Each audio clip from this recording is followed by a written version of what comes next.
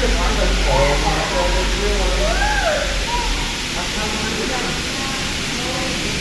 peeled, guys. We've had reports of the cost of king and the two penguins spotted on the land at the head. Any wild can.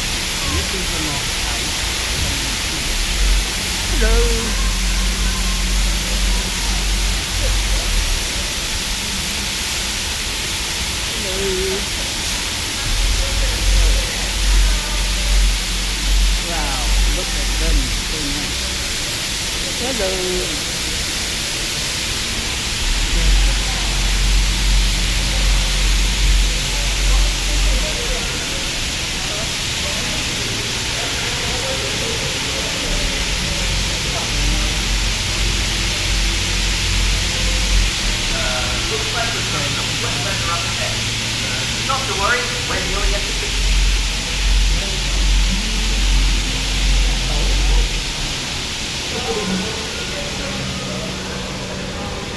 Okay,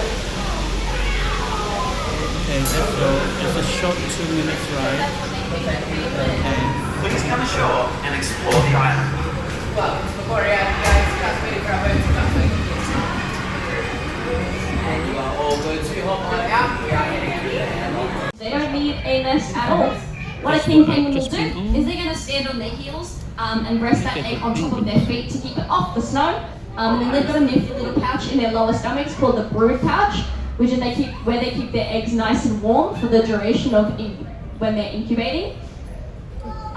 So it's really cool how they do that as well. And even when the baby is like a chick, they'll keep that egg up off the ground or up off the snow. And they'll also swap that egg over with their partners as well. It's really funny to see. It's just a lot of shuffling, trying to get the egg from one foot to the other between partners, which is really, really cute. So also penguins do flirt with each other. I love talking about this because they're very, very romantic. I'll start with the gentoos. So the way gentoos flirt with each other is by bowing. So bowing is quite literally how it sounds. So a couple will come together and they will do this kind of motion, little bow. It's them kind of acknowledging their partner, going, look, you're my partner, I love you, I see you, and it's very, very sweet. Another way they flirt with each other is by singing. They not only sing just as partners, but they'll also sing as a colony. So gentoos will just start singing over the top of each other. And then, like I mentioned before, the gift giving, I'll call it, penguin pebbling. That's what it's called. Penguin pebbling is another way of that flirting. Oh, it's got mates now. Kings, however, are super romantic in my opinion. So king penguins will sing to their partners. However, they're much more polite. They'll basically, one king will sing, and then they bow, and the second king will sing, and then they bow. So out in the wild, these guys can live in colonies up to 100,000 birds. So now I'll tell you that penguins are sexually monomorphic, which means you can't tell male and female just by looking at them.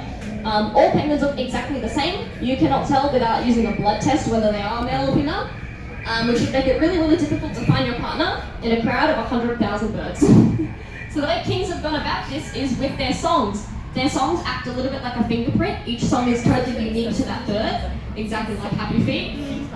And their partner can actually recognize it upon hearing it. So when they come back from hunting, they'll go, oh, that's my partner singing, I'm going to go find them. And it's really, really cool. So they'll come together and then they'll start singing to each other. Another way that they flirt with each other in the beginning of the breeding season is by mirroring. A few different bird species do it, namely swans, but the way kings penguins do it is basically they're going to come together, they're going to stretch their necks nice and tall, they're going to show off their nice yellow chest and neck, and they're going to switch their heads back and forth, trying to copy each other. So this is quite literally like going, look how pretty I am, look how bright my feathers are, I'm a very healthy penguin, if I'm healthy it means I'm good at hunting, which means I'm very good at finding food, which is obviously an important skill to have when you want to raise a chick. So it's literally just them going, look how pretty I am, look, I'm the prettiest one, you should pick me. And then the final way that they flirt with each other, it's the least romantic sounding out of all three, and it's because they try to regurgitate into each other's mouths. This is disgusting. You're right. However, very romantic for a king penguin because it's their partner going, look, I can feed a chick. You know, again, pick me for this breeding season. You know, I can feed a baby. I can raise young. We will make a very cute baby together. So they're very, very funny like that. And then, obviously, one of our jobs in here is cleaning. Luckily, it looks really clean right now. It usually looks a little bit like doomsday when I do the tour. But basically, we clean this exhibit every single day. From 7 o'clock to 10 o'clock, we are actually scrubbing. So anything that isn't snow in here has been scrubbed with soap and water, and also rinsed down. And then the snow itself has also been hosed down to get as much of the poop as you physically can off of it. However, when you have 49 birds, all of which poop every 12 to 15 minutes each, means there's a lot of poop throughout the day, and there's not much we can do about it usually. Which is part of why we also do the snow blow, we try and cover that up as well. But we promise we do clean in here, even when it doesn't look like we do. But yeah, I've kind of unfortunately run out of things to talk about. So if you guys have, What do you do with all of the chicks? That's what I was going to ask. What happens during breeding season? So during the breeding season with the eggs, we can't obviously keep all of them. There's a few reasons for that as well. So for genetic viability, penguins don't see relatives, they just see other penguins. So it's our job as keepers to make sure that the chicks come out as healthy as possible. So the eggs are removed from parents and replaced with dummy eggs. With penguins, if an egg doesn't hatch, they'll actually just kick it out the nest on their own. But we actually need approval to have actual chicks. Again, for the reasons I listed before, we need space and we need genetic viability. So we were really lucky last year, we did get to have a chick. His name is Goose. I don't know if I'll be able to spell him. Oh yeah, so if you look really closely, he's at the front of the glass. He's got a white and orange wingman on his left. He was born last year in November. He is now a fully fledged bird. He is now able to swim and eat on his own. He was literally able to feel the palm of my hand when he was born. So in the span of maybe 5 months, if not less, he has already become a fully fledged bird. He was growing about 100 grams per day, if not more. So we actually let the parents do most of the raising when those chicks are born, so they get to feed their chicks, they get to incubate them and rear them. It's only when that chick is starting to explore outside the nest that we'll put it in something called a creche. So it's this big box. It looks a little bit like baby jail, but it is very important for them. So out in the wild, when parents are out going hunting, because they get too big that not one parent can feed them, they actually both need to start pulling in the work. They will leave their chicks with a group of other chicks, which is what a creche is. We only had one chick last year, so he got put with a bunch of stuffed animals, other little stuffed Gen2s. And during that, we were feeding him. This is when he starts learning his name. This is where he starts learning how to eat from the keepers as well, which is really important. Part of the reason why he's in that box itself is because it was covered in really cute, really fluffy feathers. There's a very, very cute stage of their life. They're little puffy little things.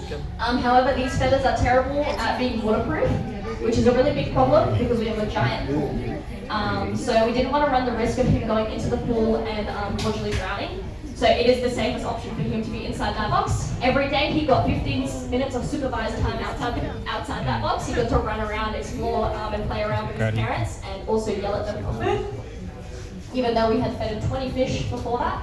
Another really cool fact about that is they eat about 10% of their body weight per feed, and we were feeding him 4 times a day.